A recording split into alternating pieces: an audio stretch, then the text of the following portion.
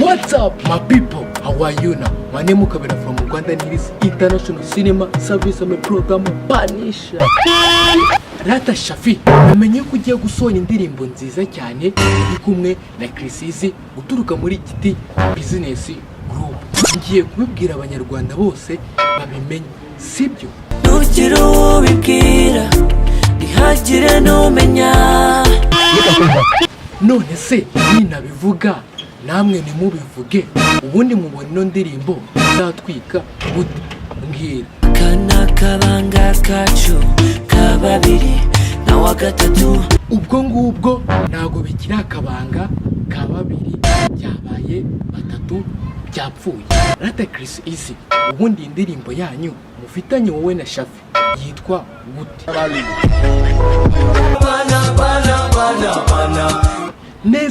Neza murabana inzu cyangwa ibikuta. Ariko Shaffy, ino ndirimbo yawe ya Chriss Eazy bita BANA ni nziza, nayibonye agace gatoya, ubundi muzayiduha ryari?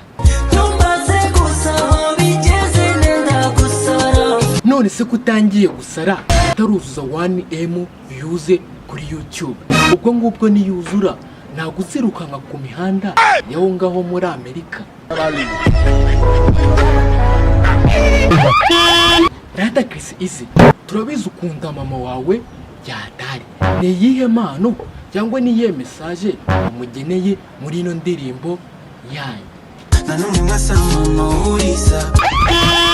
Okay, aho ngaho ni sawa. Nizere ko utibagiwe na mushiki wawe. Ariko se manager wawe Giti we wamugeneye iyihe message? Tubwire. Kuba wazuzi manuta.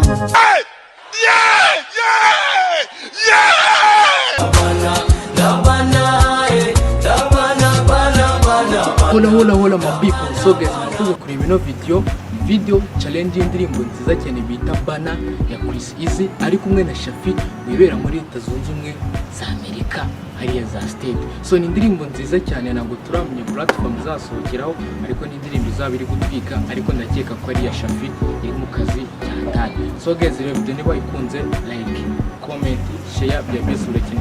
Kandi guys, ikindi kintu tibagirwa, remember to subscribe kandi sabu muturemere ukana kose kagezweho kuri Kabera series, challenge za mbere, lyrics za mbere kuri Kabera series. So guys, rero munasharinga munadutwikira, umuntu tutabahereza ibintu byatangiye. So niba wayikunze turi kumwe nawe utaha. Ciao.